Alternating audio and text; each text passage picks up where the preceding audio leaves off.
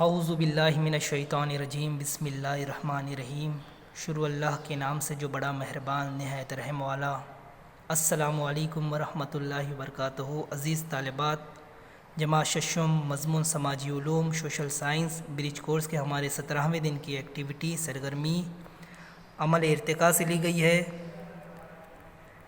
یہاں پر آپ دیکھیں گے، آؤ کر کے دیکھیں، اپنے اطراف و اکناف میں پائے جانے والے مختلف پرندوں اور جانوروں کی فہرست بنائیے۔ آپ کے اطراف میں جو پرندے اور جانور پائے جاتے ہیں ان کی آپ ایک فہرست بنائیں گے۔ فہرست میں سے پرندوں اور جانوروں کی درجہ بندی کیجیے۔ الگ کرنا ہے، پرندے الگ کرنا ہے، جانور الگ کرنا ہے۔ جو کالمز دیے گئے ہیں، جو کھانے آپ کو دیے گئے ہیں، اس کے اندر ہے پہلا ہے نمبر شمار، دوسرا ہے زمین پر پائے جانے والے حیوانات، تیسرا کالم ہے پرندے، چوتھا ہے آبی حیوانات اور پانچواں ہے پانی اور زمین پر پائے جانے والے حیوانات۔ نمبر شمار کے کالم میں لکھیں گے، آپ پہلے 3 آڑی لکیریں کھینچیں گے۔ نمبر شمار کے کالم میں لکھیں گے 1 2 3۔ اب 1 کے سامنے لکھیں گے زمین پر پائے جانے والے حیوانات، آپ بھینس لکھ سکتے ہیں، بکرا لکھ سکتے ہیں، کتا لکھ سکتے ہیں، سمجھو لکھ لیں گے ہم یہاں پر بھینس۔ سامنے لکھیں گے پرندہ، چڑیا۔ آبی حیوانات میں لکھیں گے جھینگا، پانی میں پائے جانے والا جھینگا۔ پانی اور زمین پر پائے جانے والے حیوانات میں لکھیں گے مینڈک۔ نمبر شمار میں لکھیں گے نمبر 2، یہاں پہ آپ لکھ سکتے ہیں کتا، زمین پر پائے جانے والے حیوانات میں 2 نمبر کے آگے یہاں پہ آپ نے کتا لکھ دیا۔ پرندے کے کالم میں لکھیں گے کوا، آبی حیوانات میں لکھیں گے بومبل، پانی اور زمین پر پائے جانے والے حیوانات کے اس میں لکھیں گے آپ سیلامینڈر۔ نمبر شمار میں 3 آ گیا، 3 میں آئے گا زمین پر پائے جانے والے حیوانات کے اس میں لکھیں گے آپ گھوڑا، پرندے کے اس میں لکھ سکتے ہیں آپ مرغی لکھ سکتے ہیں، یا پھر طوطا لکھ سکتے ہیں، مینا لکھ سکتے ہیں۔ آبی حیوانات میں آپ لکھیں گے راوس مچھلی، پانی اور زمین پر پائے جانے والے حیوانات اس میں آپ لکھیں گے ٹوڈ۔ ٹوڈ یہ پانی اور زمین دونوں جگہ رہتا ہے، مینڈک کی طرح دکھائی دیتا ہے۔ اور سیلامینڈر جو اس سے پہلے آپ کو کہا گیا، سیلامینڈر جو ہوتی ہے وہ چھپکلی کی طرح دکھائی دیتی ہے، پانی اور زمین دونوں جگہ رہتی ہے۔ آگے ہم ایکٹیویٹی کرتے ہیں۔ غیر فکری جاندار اور فکری جاندار کے بارے میں یہاں بتایا گیا ہے۔ جن کے پیٹھ میں ریڑھ کی ہڈی نہیں ہوتی وہ غیر فکری جاندار، مثال ہے گھونگا، جھینگر۔ اور فکری وہ ہوتے ہیں جن کے جسم کے پیٹھ میں ریڑھ کی ہڈی پائی جاتی ہے، مثلا مچھلی، بندر، ہرن اور بہت سارے ہمارے اطراف جو جاندار پائے جاتے ہیں۔ یہ معلومات جو دی گئی ہے یہاں پر فکری جانداروں کے اقسام یہ آپ پڑھیں گے۔ یہاں بتایا گیا آپ لوگوں کو کہ ایب بندر جو جھاڑوں پر، درختوں پر جو چڑھ کر رہتے تھے وہ کس طرح سے میدانوں میں آئے، اور میدان میں آنے کے بعد ان کے اندر ارتقاء ہوتا گیا، ترقی ہوتی گئی، اور آہستہ آہستہ وہ نو انسان یعنی انسان بن گیا۔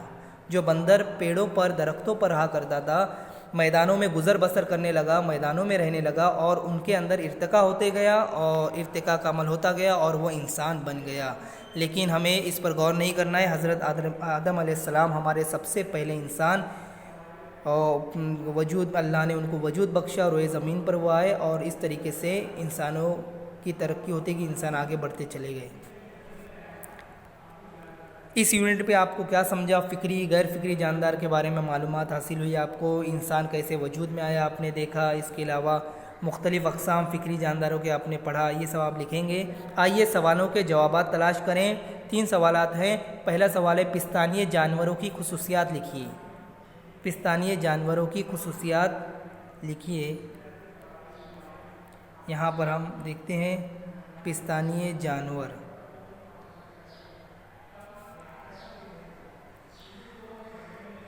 ماں کا اپنے شکم میں بچے کی نشوونما مکمل ہونے کے بعد اس بچے کو جنم دینا اور پیدائش کے بعد اپنا دودھ پلا کر اس کی پرورش کرنا پستانیے جانوروں کی خصوصیات ہیں۔ دوسرا سوال دیکھیں گے ہم، ایب بندر سے نو انسان کس طرح تبدیل ہوا؟ یہاں پر جواب ہے اس کا،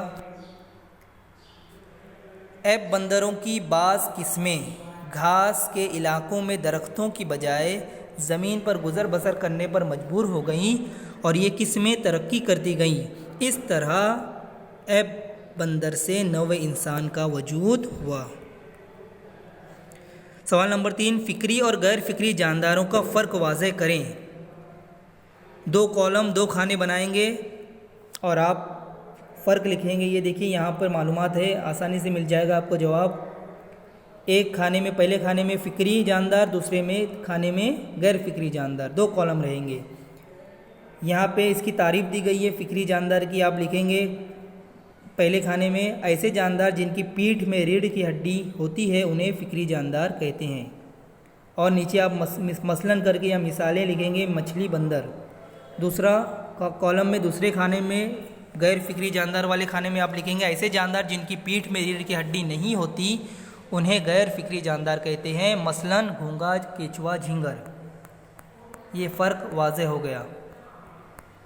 आगे बढ़ेंगे। सवाल है सवाल नंबर 4, झेल के जदवल मुकम्मल कीजिए।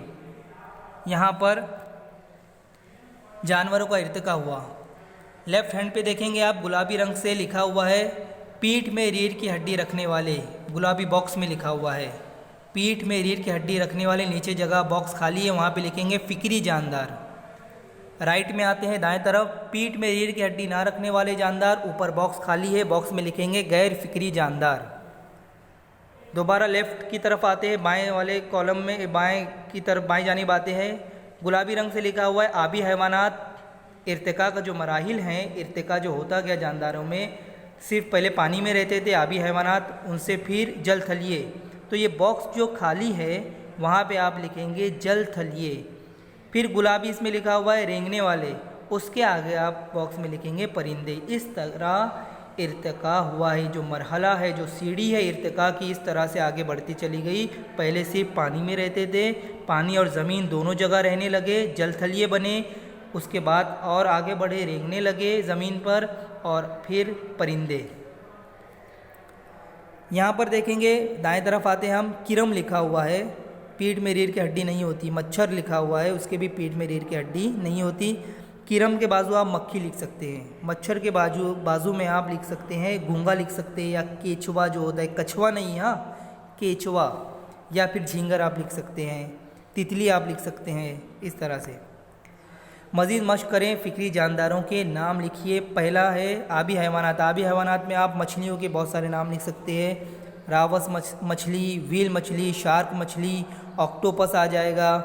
और इसके अलावा जो दूसरे आबी हैवानात जो है, मछलियाँ और ऑक्टोपस के अलावा भी आप लिख सकते हैं, झींगा भी होता है, बोम्बिल भी होता है, और भी आप लिख सकते हैं। दूसरा है जल थलिए, जो ज़मीन पर और पानी दोनों जगह ज़िंदा रह सकते हैं। तो मेंढक है, टोड जो मेंढक की तरह दिखाई देता है, टोड आएगा, सिलामेंडर आएंगे, कछुआ भी आप लिख सकते हैं। तीसरा है परिंदे। परिंदे में आप बहुत सारे नाम लिख सकते हैं, तोता, कौवा, चिड़िया, मैना, मोर, मुर्गी, बतख वगैरह आप लिख सकते हैं। रेंगने वाले, जो रेंग कर चलते हैं, चौथा है रेंगने वाले जानवर, छिपकली, सांप, गिरगिट, मगरमच्छ, ये सब रेंग कर चलते हैं, आप लिख सकते हैं।